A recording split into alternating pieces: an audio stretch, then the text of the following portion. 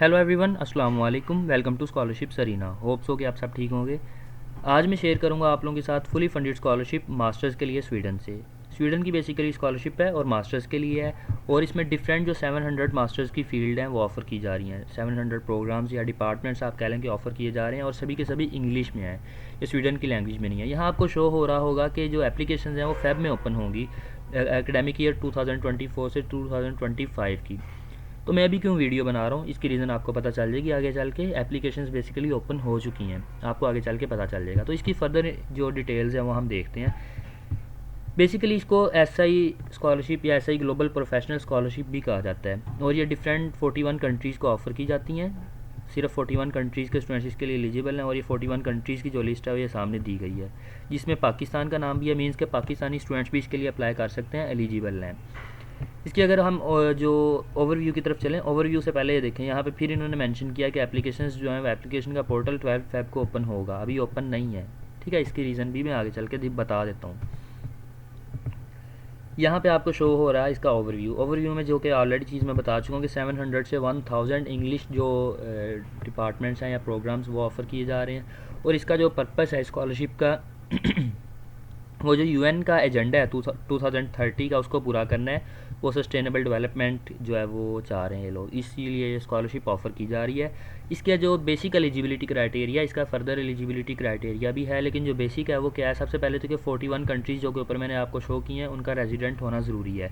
फिर ये कि जस्ट मास्टर्स के लिए तो आप मास्टर्स प्रोग्राम के लिए अप्लाई कर रहे हो, अभी बैचलर्स या पीएचडी के लिए ऑफ़र नहीं की जा रही, सिर्फ मास्टर्स के लिए की जा रही है। वो बाद में ऑफ़र की जाएगी, जब वो ऑफ़र की जाएगी तो मैं उसकी भी अपडेट्स दे दूँगा, तो वो भी आपको पता चल जाएगी। फिर ये कि जो आप जो इसकी ट्यूशन फ़ी है वो पे करने के जो है वो काबिल हों। ऐसे ही इंस्टीट्यूट की जो है ट्यूशन फ़ी कितनी बनती है इसकी, वो भी मैं आगे चल के आपको दिखा दूंगा। और वर्क एक्सपीरियंस का आपके पास होना ज़रूरी है। वर्क एक्सपीरियंस की डिटेल भी आगे चल के मैं आपको दिखाता हूँ। सारी चीज़ें one by one, step by step आप लोगों के साथ कवर करूँगा। आप लोगों ने कहना है भाई क्या ये आ रहे हैं कि आगे चल के, तो डोंट वरी, सारी चीज़ें स्टेप बाय स्टेप। अभी बेसिक एलिजिबिलिटी क्राइटेरिया है, सो इसकी डिटेल्स भी आगे चल के बताता हूँ। ओके, अब सबसे पहले जो मैंने चीज़ बोली थी कि आगे चल के बताता हूँ, ये बात, ये पॉइंट, ये मैंने क्यों बोला था, क्योंकि जो स्वीडन इंस्टीट्यूट है इसकी एप्लीकेशंस ओपन हो चुकी हैं, ये आपको नज़र आ रहा है। 16 अक्टूबर से लेके 15 जनवरी तक के लिए आप इसमें अप्लाई कर सकते हैं। वहाँ पे उन्होंने फेब मेंशन किया हुआ है, लेकिन ये यूनिवर्सिटी की अप्लाइंग जो टाइमलाइन है वो स्कॉलरशिप की है। आपने अगर स्वीडन में अप्लाई किया होगा एसआई इंस्टीट्यूट में, आपने एडमिशन सिक्योर किया होगा, तभी आप फिर इसके एप्लीकेशन जो स्कॉलरशिप का एप्लीकेशन पोर्टल है उस पर अप्लाई कर सकेंगे। इसलिए ये चीज़ इन्होंने मेंशन की हुई है। सो अगर आप ये स्कॉलरशिप लेना चाहते हैं तो आपको 16 अक्टूबर से लेके 15 जनवरी से पहले अप्लाई करना होगा। फिर जो है वो नवंबर में जो है वो इसके जो एप्लीकेशन स्कॉलरशिप एप्लीकेशन डॉक्यूमेंट्स हैं वो पब्लिश होंगे, जो कि नवंबर स्टार्ट हो चुके हैं ऑलरेडी। और फिर जो पोर्टल है वो जैसा कि उन्होंने मेंशन किया था 12 फेब को ओपन हो जाएगा, तो इसका पोर्टल भी फिर ओपन हो जाएगा। आपके पास टाइम होगा नवंबर से फेब तक, आप डॉक्यूमेंट्स इसके प्रिपेयर कर सकते हैं। डॉक्यूमेंट्स कौन कौन से हैं वो भी आगे चल के मैं दिखा देता हूँ। एक चीज़ आगे चल के दिखा दी है, सारी चीज़ें वन बाय वन। फिर इसकी जो कॉल है वो ऑलरेडी पब्लिश हो चुकी है। फर्दर डिटेल्स हम आगे चल के देख लेते हैं कि इसके जो है वो स्कॉलरशिप के बेनिफिट्स क्या क्या होंगे। जो नई चीज़ें वो कवर कर रहे हैं वो भी उन्होंने मेंशन किया है, जो कवर करेंगे वो भी उन्होंने मेंशन किया हुआ है। सबसे पहले फ्यूल ट्यूशन फ़ी जो है वो कवर की जाएगी आपकी। ठीक है, इसकी एप्लीकेशन फ़ी है, ये चीज़ मैं अभी बता रहा हूँ, इसकी एप्लीकेशन फ़ी है, बिल्कुल है, लेकिन इसकी ट्यूशन फ़ी जो है वो आपकी कवर हो जाएगी। जस्ट जो एप्लीकेशन फ़ी है वो आपको एक दफ़ा पे करनी होगी, और इसका आपको मंथली स्टाइपेंड भी मिलेगा। ठीक है, जो स्वीडन कोरोनाज होते हैं, कोरोनाज इसको बोलते हैं, तो जो इसकी करेंसी है वो आपको जो दिए जाएंगे, आपको नहीं देने होंगे, आपको बल्कि मिलेंगे 12,000 पर जो मंथ। आपको इसका ट्रैवल अलाउंस भी मिलेगा, 15,000 जो है इसका ट्रैवल अलाउंस मिलेगा आपको। लेकिन अनफॉर्चुनेटली आई थिंक ये पाकिस्तानी स्टूडेंट्स को नहीं मिलेगा। आगे इन्होंने मेंशन किए हुए हैं कुछ कंट्रीज़ जिनके स्टूडेंट्स को ही मिलेगा, और जो स्वीडन के स्टूडेंट्स हैं उनको तो बिल्कुल नहीं मिलेगा। फिर इसके अलावा जो इसके जो प्रोफेशनल या ग्लोबल प्रोफेशनल जो इसका एसआई का नेटवर्क है, इसमें आपको मेंबरशिप भी मिलेगी, जिसके आगे चल के आपको प्रोफेशनली बहुत से बेनिफिट होंगे। मतलब आपको इसके थ्रू जॉब भी मिल सकती है, जॉब भी ऑफ़र की जा सकती है, और आपकी जो है वो एलुमिनाई नेटवर्क में जब आप इसमें ऐड कर लिए जाएंगे तो डेफिनेटली इसके आपको आपकी सोच से ज़्यादा अनबिलीवेबल जो है वो बेनिफिट्स होंगे। ठीक है, इधर इन्होंने जो एलुमिनाई नेटवर्क है उसका लिंक दिया, आप इसको अगर विज़िट करना चाहें, इसके बेनिफिट्स देखना चाहें, लोगों के जो रिव्यूज़ हैं वो देखना चाहें तो वो भी आप देख सकते हैं। फिर कुछ चीज़ें हैं जो कि स्कॉलरशिप में नहीं कवर की जाएंगी, वो क्या क्या है, आपके फैमिली मेम्बर्स के लिए, जो आपकी फैमिली के जो कि अक्सर स्कॉलरशिप में होता है कि वो आना चाहें तो इनको भी स्कॉलरशिप बेनिफिट देती है। लेकिन इस स्कॉलरशिप में ऐसा नहीं है, आपके किसी भी फैमिली मेम्बर को ये जो है वो ग्रांट नहीं दी जाएगी। फिर जो एप्लीकेशन फ़ी है वो यूनिवर्सिटी की, वो भी नहीं दी जाएगी, जो कि आपको जस्ट एक दफ़ा पे करनी है। वो कितनी है, किस तरह पे करनी है, वो भी मैं दिखा देता हूँ आपको। जो है वो सिर्फ एक दफ़ा जो फ़ी पे करनी है वो कवर नहीं की जा रही। अगर आप अपना स्टडी प्रोग्राम जो है वो चेंज करते हैं तो स्कॉलरशिप उससे अफेक्ट होगी, क्योंकि स्कॉलरशिप जस्ट मास्टर्स के लिए है। तो अगर आप अपना प्रोग्राम चेंज करते हैं, कुछ भी ऐसा होता है, तो फिर जो है वो मसला होगा आपके लिए, उसमें स्कॉलरशिप आपकी कवर नहीं की जाएगी, ठीक है। फिर इसके अलावा जो आपके एक्सटेंशन है या आपका जो अभी लेट्स सपोज कि आप थीसिस कर रहे हैं, रिसर्च कर रहे हो, रिसर्च आपकी कवर नहीं हुई टाइम पीरियड के दरमियान, जिस टाइम लाइन उन्होंने आपको बताई होगी कि इतने मंथ की या इतने ईयर्स की है, तो अगर उसमें आपका जो चीज़ कवर नहीं हुई, आपको एक्सटेंशन मिलती है, कुछ भी ऐसा होता है, तो उसमें भी स्कॉलरशिप को कवर नहीं किया जाएगा। अब सिलेक्शन किस बेस पे होगी, और वो जो 700 डिपार्टमेंट्स हैं जो कि ऑफ़र किए जा रहे हैं वो मैं आपको दिखाता हूँ। सबसे पहले क्राइटेरिया देख लेते हैं। क्राइटेरिया है कि 41 कंट्रीज़ का आपका सिटीज़न होना ज़रूरी है, वो मैं ऑलरेडी आपको दिखा चुका हूँ। यूनिवर्सिटी में एडमिशन की जो आपने फ़ी पे की हो और कर सकते हो, और जो है वो ये सारी चीज़ें अगर आप कवर पूरी करते हैं, यूनिवर्सिटी की जो फर्दर रिक्वायरमेंट्स हैं वो पूरी करते हैं, फिर आपको जो है सिलेक्ट किया जाएगा। फिर है कि आप मास्टर्स के लिए जस्ट आपने अप्लाई किया हो, बैचलर्स या पीएचडी के लिए नहीं। फिर आपका प्रीवियस जो वर्क एक्सपीरियंस है वो आपका मैटर करता है यहाँ पे, वो भी हम देख लेते हैं। सबसे पहले हम डिपार्टमेंट्स देख लेते हैं 700, ठीक है। यह इन्होंने मेंशन किया एलिजिबल मास्टर्स प्रोग्राम और ऐसे स्कॉलरशिप के जो ग्लोबल प्रोफेशनल स्कॉलरशिप है उसके लिए। यहाँ आपको नज़र आ रहे हैं, ये प्रोग्राम का नेम दिया हुआ है, ये जो इंस्टीट्यूट दिया हुआ है, और इसके क्रेडिट आवर्स दिए हुए हैं। क्रेडिट आवर्स से आपको ईयर का पता चल जाएगा, मंथ का पता चल जाएगा, कितने मंथ का या कितने ईयर का प्रोग्राम है। सो ये 74 पेजेस पे जस्ट इन्होंने डिपार्टमेंट ही दिए हैं, क्योंकि इन्होंने मेंशन किया था 700 से 1000 तक के हैं। तो आप देख सकते हैं कंप्यूटर साइंस, इंजीनियरिंग, हर तरह की यहाँ पे फील्ड है। इंफॉर्मेशन टेक्नोलॉजी आ गई यहाँ पे, हेल्थ के रिलेटेड, मेडिकल फील्ड्स, बहुत सारी फील्ड हैं। मतलब 700 फील्ड हैं, ख़त्म होने का नाम ही नहीं ले रही हैं। तो होप्स हो कि सब फील्ड्स को कवर करता होगा। जो भी स्टूडेंट्स कहते हैं कि हमारी फील्ड के रेलिवेंट जो अपॉर्चुनिटी नहीं मिलती या कुछ भी ऐसा सीन, तो उनका शिकवा स्कॉलरशिप से दूर हो जाएगा। टूरिज़्म के रिलेटेड भी फील्ड है, जोग्राफी के रिलेटेड भी है, फूड के रिलेटेड भी है, हर तरह की फील्ड है यहाँ पे, आपको सारी फील्ड्स यहाँ पे मिल जाएंगी। सो ये फील्ड्स भी मैंने आपको दिखा दी। फिर ये कंट्रीज़ के रेजिडेंट होना ज़रूरी है, जो कि ऑलरेडी मैं दिखा चुका हूँ। फिर उन्होंने दिया हुआ यहाँ पे पाकिस्तान का भी नाम है, और फिर इसके बाद एलिजिबल प्रोग्राम्स जो कि मैं आपको ऑलरेडी दिखा चुका हूँ। 700 प्रोग्राम्स ये मैं ऑलरेडी आपको दिखा चुका हूँ। अब फिर वही यूनिवर्सिटी एडमिशन की बात आ गई। जैसा कि उन्होंने बताया कि जो स्वीडन कौंसिल है इनकी हायर एजुकेशन की, उसके थ्रू सारी सिलेक्शन होगी, वही सारी चीज़ों का मैनेज करेंगे। और इसकी जो एप्लीकेशन फ़ी आपने पे करनी है मास्टर्स के लिए, जो कि वन टाइम होगी, जस्ट आपको जो है वो पे करनी होगी। फ़ी की डिटेल्स भी आपको ना आगे चल के दिखा देता हूँ मैं। उसकी किस डेट से पहले पहले आपने जो है वो पे करनी है, कितनी पे करनी है, वो सारी चीज़ें मैं दिखा देता हूँ। फिर यहाँ पे आ जाते हैं वर्क एक्सपीरियंस की तरफ, जो कि बार बार कह रहे हैं, क्योंकि सिलेक्शन के लिए भी मैटर करता है वो वर्क एक्सपीरियंस। सबसे पहले तो ये कि आपके पास वर्क एक्सपीरियंस का होना ज़रूरी है। अगर आप इस टाइम अप्लाई करते वक्त आप करंटली कोई वर्क नहीं कर रहे, आप एम्प्लॉयड नहीं भी हैं, तो भी कोई इशू नहीं है। पहले आपने पास्ट में किया तो भी चलेगा। फिर ये कि आपने फुल टाइम किया या पार्ट टाइम किया, ये मैटर नहीं करता, बस आपने वर्क एक्सपीरियंस का होना ज़रूरी है। चाहे वो एज आ एम्प्लॉय था, एज आ फ्रीलांसर था, या फिर कुछ भी ऐसा सीन था, वो कोई इशू नहीं है, आपके पास वर्क एक्सपीरियंस होना चाहिए। और थर्ड चीज़ ये कि सबसे पहले जो उसका आपके पास लेटर होना चाहिए, सर्टिफिकेट होना चाहिए, कोई भी जो चीज़ ये प्रूव कर सके कि आपने जो है वो ये वर्क एक्सपीरियंस आपके पास है, उसका आपके पास सर्टिफिकेट या लेटर कुछ भी ऐसा होना चाहिए। फिर कोई भी ऐसा वर्क एक्सपीरियंस जो कि स्पेशली यूएन की तरफ से होता है, या फिर यूएन का जो सस्टेनेबल डेवलपमेंट का थीम है, इसके रेलिवेंट कोई वर्क एक्सपीरियंस होता है, तो डेफिनेटली ये उस बंदे को जो है ज़्यादा सपोर्ट करेंगे, उसको उस चीज़ का बेनिफिट होगा। अगर आपका कोई भी ऐसा वर्क एक्सपीरियंस है, चाहे वो यूएन के अंडर नहीं भी था, आपका ऐसा वर्क एक्सपीरियंस था जो कि सस्टेनेबल डेवलपमेंट के रिलेटेड था, उसके थीम के जो है वो रेलिवेंट था, अगर आप ये चीज़ शो करते हैं तो डेफिनेटली इसका आपको बहुत ज़्यादा बेनिफिट होगा। तो ये चीज़ आपने माइंड में रखनी है। फिर ये जो है वो वर्क एक्सपीरियंस की कुछ रिक्वायरमेंट्स हैं। यहाँ पे इन्होंने कुछ कंट्रीज़ का मेंशन किया कि इन कंट्रीज़ के लिए जो मस्ट है एप्लीकेशन वर्क एक्सपीरियंस प्रोवाइड करना, इनके लिए जो है वो क्रेडिट आवर्स या नंबर ऑफ़ आवर्स की कोई जो है वो चीज़ मैटर नहीं करती। लेकिन यहाँ पे है पाकिस्तान के लिए जो मैटर करती है। पाकिस्तान के लिए क्या इन्होंने मेंशन किया कि 3000 जो वर्क एक्सपीरियंस के जो आवर्स हैं वो रिक्वायर्ड हैं, और ये जो है वो 11 Feb 2024 से पहले पहले हों। और जो है ये मैटर नहीं करता कि अगर आपने एक ही जॉब में पूरे कर लिए हैं तो भी कोई इशू नहीं है। अगर आपने मल्टीपल जॉब्स में अपना टाइम पीरियड पूरा किया है, आवर्स पूरे किए हैं, तो भी कोई इशू नहीं है। आप मल्टीपल जॉब्स के साथ भी अगर ये प्रूव करना चाहें, लेट्स सपोज कि आपने 2-3 डिफरेंट जगह पे जॉब की हुई है, एम्प्लॉयमेंट की हुई है, तो अगर आप इस तरह शो करना चाहें, आप जो है वो पार्ट टाइम फ्रीलांसर भी थे और साथ कोई और जॉब कर रहे थे, तो भी अगर आप इस तरह प्रूव कर दें तो भी कोई इशू नहीं है, लेकिन आपके लिए ये प्रूव करना ज़रूरी है।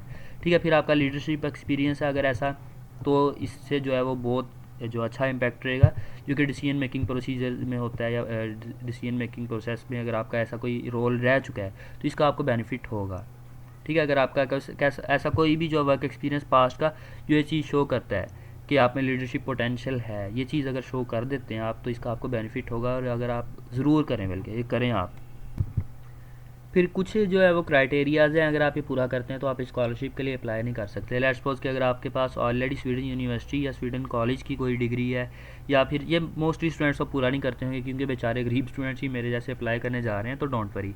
तो ये क्राइटेरिया आप ना भी पढ़ें तो कोई इशू नहीं, मोस्टली स्टूडेंट्स पूरा नहीं करते होंगे, लेकिन फिर भी पढ़ लें। अगर आप जो है वो यूरोपियन यूनियन या इस टाइप की किसी कंट्री से बिलोंग करते हैं, यूरोपियन यूनियन के यूरोपियन इकोनॉमिक जो एरिया है उस उधर से बिलोंग करते हैं, तो भी आप इसके लिए अप्लाई नहीं कर सकेंगे। तो ये क्राइटेरिया मोस्टली पाकिस्तानी पूरा नहीं करेंगे, तो इसके लिए इसको छोड़ देते हैं। अप्लाई जो करना है, ये डेडलाइन आपने जो है वो इसकी डेट्स याद रखनी है। मास्टर्स प्रोग्राम के लिए कब अप्लाई करना है, 16 अक्टूबर से 15 जनवरी 2024। और फिर स्कॉलरशिप के लिए कब अप्लाई करना है, क्योंकि उसका पोर्टल जो है वो फेब में ओपन होना है, तो डेफिनेटली आपको फेब में ओपन करना होगा, सॉरी अप्लाई करना होगा। जो 1 नवंबर यहाँ पे मेंशन किया, जो कि गुजर चुकी है, आज 3 नवंबर में रिकॉर्ड कर रहा हूँ, कल को अपलोड करूँगा, तो ये चीज़ आपने मेंशन करनी है, सॉरी माइंड में रखनी है, दिमाग घुमाए आज बेसिकली। फिर आपकी एवेल्यूएशन होगी किस डेट से किस डेट तक, फिर आपको ये नोटिफिकेशन कब आ जाएगा यूनिवर्सिटी से एडमिशन का, वो भी 21 मार्च को आपको पता चल जाएगा, आप सिलेक्ट हुए हैं रिजेक्ट हुए हैं जो भी। फिर फाइनल एवेल्यूएशन होगी, और जो आपको स्कॉलरशिप अगर मिलती है तो कब से कब तक आपको पता चलेगा, 21 मार्च से 25 अप्रैल तक आपको उसका रिज़ल्ट भी मिल जाएगा। ठीक है, अब ना आपने स्कॉलरशिप के लिए अप्लाई करना है, तो किन किन प्रोसीजर से आपको गुजरना होगा, कौन कौन से स्टेप आपने करने हैं। सबसे पहले तो आपने अपना यहाँ पे अकाउंट बनाना है। ठीक है, यहाँ से लॉगिन करने का ऑप्शन आ रहा होगा आपको हर जगह पे। ठीक है, यहाँ से जाके आपने लॉगिन, और यहाँ से जाके आपने अपना अकाउंट बनाना है। फिर आपके लिए आपने अपना जो कोर्स है या अपना प्रोग्राम है, आपकी जो फील्ड है वो आपने वो सर्च करनी है। आप बताएंगे कि मैंने फर्स्ट जो नंबर पे इस फील्ड को रखना है, सेकंड पे इसको, थर्ड पे इसको, इस तरह जो आपने उनको रैंक दे देना है। फिर आपने जो डॉक्यूमेंट्स प्रोवाइड करने हैं, फिर आपने अपनी एप्लीकेशन फ़ी पे करनी है, जो कि जस्ट जो नॉन यूरोपियन कंट्रीज़ के स्टूडेंट्स हैं उनको पे करनी होगी। पाकिस्तान नॉन यूरोपियन कंट्री है, इसलिए पाकिस्तान को पे करनी होगी। और फिर जो है वो आपने सारी स्टेप बाय स्टेप करना है। तो सबसे पहले देख लेते हैं हम, अकाउंट का आपको पता चल गया, आपने यहाँ से करना है। ठीक है, इधर ही जाके ऑप्शन होगा कोर्स को सर्च करने का, प्रोग्राम का, अपनी सिलेक्शन को रैंक करने का। डॉक्यूमेंट्स देख लेते हैं और एप्लीकेशन फ़ी को आप देख लेते हैं हम। एप्लीकेशन फ़ी सबसे पहले जो कि उन्होंने बताया कि मैंने भी आपको बताया हुआ है कि नॉन यूरोपियन स्टूडेंट्स के लिए है, और जो है वो एप्लीकेशन प्रोसीजर को फर्दर प्रोसीड करने के लिए ये मस्ट है। और वो एप्लीकेशन फ़ी कितनी है ये यहाँ पे इन्होंने मेंशन की हुई है, 900 स्वीडिश जो है क्रोनर ये रिक्वायर्ड है। और यहाँ पे इन्होंने मेंशन किया है कि आपने जितने प्रोग्राम्स में आपने अप्लाई करना है, लेट्स सपोज के यहाँ पे इन्होंने रैंकिंग का ऑप्शन दिया था ना, यहाँ पे मैंने आपको बताया था रैंक करना है आपने लेट्स सपोज के 3 प्रोग्राम में अप्लाई करना है, तो 3 प्रोग्राम के हिसाब से आपको 3 के साथ मल्टीप्लाई करके आपको पे करना होगा, और आपको जस्ट एक दफ़ा ये पे करनी है। ठीक है, बार बार पेमेंट नहीं करनी है, आपको एक दफ़ा पे करनी है। और इसको कन्वर्ट कर लें, आई थिंक ये तकरीबन जो है ना पाकिस्तान के 23,000 बनेंगे, ये एप्लीकेशन फ़ी है इसकी। ये जो इधर से आपको डेट भी दिखा दूं कि इस डेट से पहले पहले आपने पे करनी है, ये राउंड ओपन हो रहा है। ठीक है, यहाँ पे इन्होंने मेंशन किया 16 अक्टूबर को जो एप्लीकेशन ओपन हो जाएगी। फिर 15 नवंबर को इसकी डेडलाइन है, और जो अपने लास्ट डे आप अपने कोर्सेज़ को रैंक करेंगे एप्लीकेशन की डेडलाइन है। फिर एप्लीकेशन फ़ी की डेडलाइन 1 फेब है, जिस दिन मेरी बर्थडे भी है, तो एप्लीकेशन फ़ी की डेडलाइन है इसकी। फिर जो है ये सारी चीज़ें इन्होंने टाइमलाइन पे इसके शो की हुई हैं। हम डॉक्यूमेंट्स की तरफ आप चलते हैं, ये फर्स्ट राउंड के लिए था, इधर तक कि आपने इनफ है आपके लिए। हम डॉक्यूमेंट्स की तरफ आप चलते हैं। हर कंट्री के हिसाब से बेसिकली इसका जो है वो क्राइटेरिया डिफरेंट है। यहाँ पे कंट्रीज़ पूरी लिस्ट दी हुई थी, तो मैंने उधर से पाकिस्तान को निकाला है, आपको दिखा भी देता हूँ। यहाँ पे जो है ये देख रहे हैं, यहाँ पे डिफरेंट कंट्रीज़ यहाँ पे शो की हैं, हर एक का क्राइटेरिया, हर एक की जो रिक्वायरमेंट्स डिफरेंट हैं। तो यहाँ से मैंने पाकिस्तान को निकाल लिया, साइड पे किया, तो पाकिस्तान के लिए जो क्राइटेरिया इनका वो मैं दिखा देता हूँ। यहाँ पे शो हो रहा है आपको पाकिस्तान मास्टर्स एडमिशन।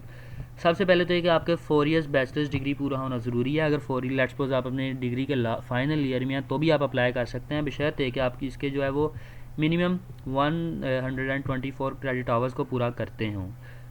ठीक है, ये जो है रूल जो बिज़नेस स्टडीज़ के स्टूडेंट्स हैं उसके लिए अप्लाई नहीं होता, उसके लिए आपको 4 ईयर्स की यूनिवर्सिटी स्टडी का मस्ट होना, ठीक है, उसके लिए मस्ट है।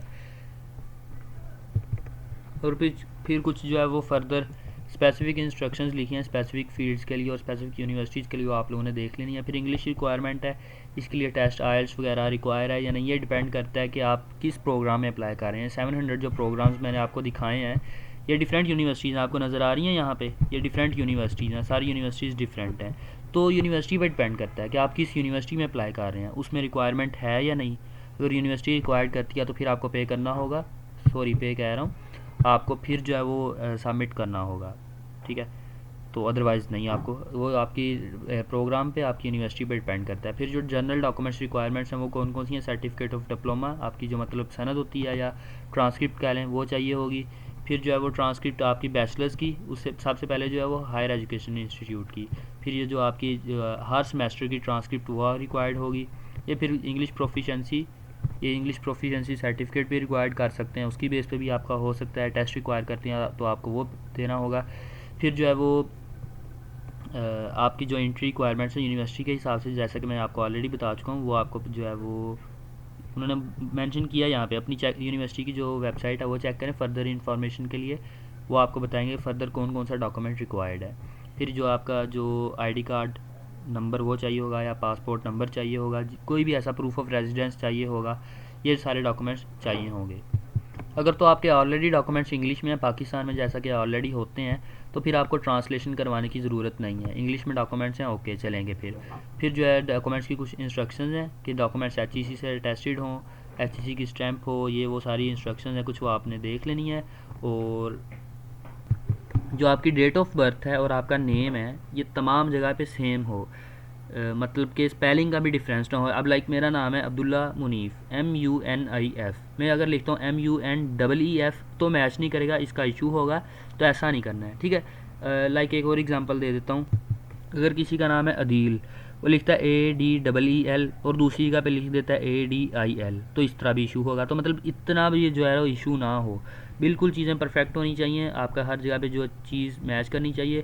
डॉक्यूमेंट्स जो है वो इनकम्प्लीट ना हो, वेरीफाइड हो हर जगह से, जो जो उन्होंने मेंशन किया हुआ है, जिस तरह मेंशन किया है, ये सारे जो प्रोसीजर है स्वीडन स्कॉलरशिप का। होप्स हो कि आप सबको समझ आ गया होगा और सारी चीज़ें जो है वो कवर हो गई होंगी, कोई कन्फ्यूजन नहीं होगी। अगर फर्दर कोई कन्फ्यूजन हो तो इसके टैब्स बहुत ज़्यादा हैं, ठीक है, बहुत ज़्यादा मैंने ओपन किया, मैं आप लोगों के सामने शायद ना शो हो रहे हों क्योंकि मैंने इधर से क्रॉप किया होगा, तो लेकिन इसके बहुत ज़्यादा सारी इन्फॉर्मेशन इसकी ऑफिशियल वेबसाइट पे है। फर्दर कोई क्वेश्चन हो, कोई क्यूरी हो, आपने जो है मुझसे पूछ लेनी है, मुझसे नहीं पूछनी, तो इसकी ऑफिशियल वेबसाइट से आपने इसको जो रेफ़र करना है, यहाँ पे आपको आपके हर सवाल का जवाब मिल जाएगा। तो होप्स हो कि आप सबको क्लियर हो गया होगा। मिलते हैं अगली वीडियो में अगली अपॉर्चुनिटी के साथ। अल्लाह हाफिज़।